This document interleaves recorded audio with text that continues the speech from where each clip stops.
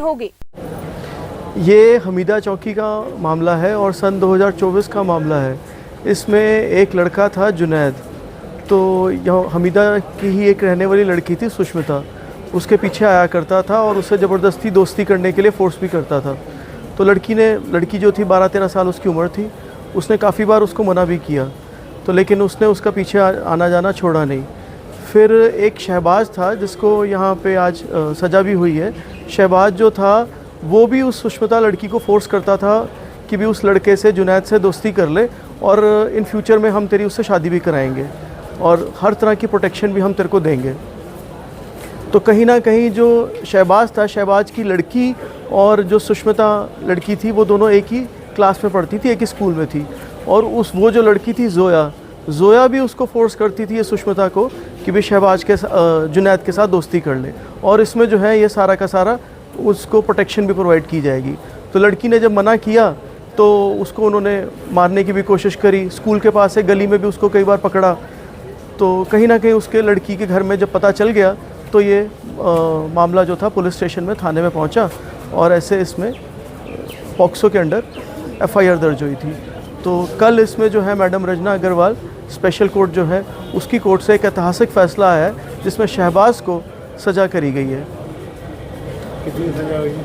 इसमें जो सज़ा करी गई है अलग अलग सेक्शंस में करी गई है और उसमें सबसे बड़ी बात जो है वो सज़ा पैरेलल नहीं चलेगी, वो सज़ा अलग अलग चलेगी। एक सेक्शन में तो 4 साल की सज़ा करी है और साथ में 50,000 रुपये फ़ाइन भी किया है और 50,000 रुपये ना पे करने पर वो सज़ा और एक्सटेंड करी जाएगी।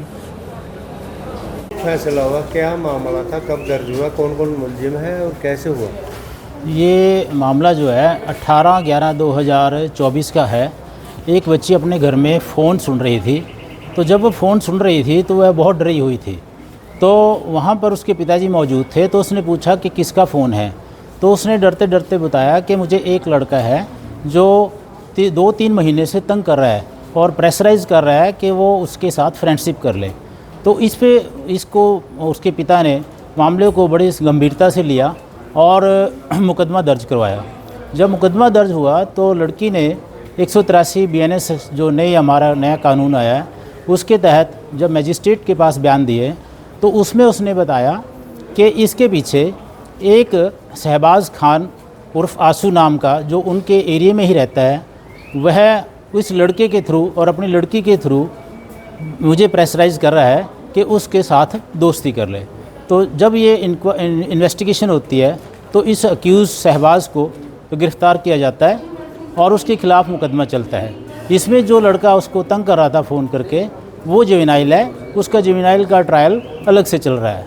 और ये जो शहबाज खान है ये 15/5/25 को गिल्टी होल्ड किया था और जिसकी आज 17/7/25 को इसको सज़ा सुनाई गई है।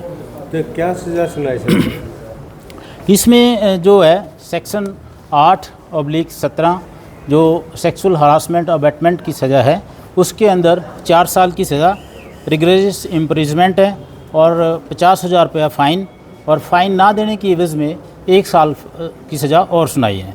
और जो 12 सेक्शन है पॉक्सो का और 17 उसके तहत 2 साल की सज़ा, रिग्रेस इम्प्रिजमेंट और 30,000 फ़ाइन है और फ़ाइन ना पेड करने की सूरत में 6 महीने का इम्प्रिजमेंट है।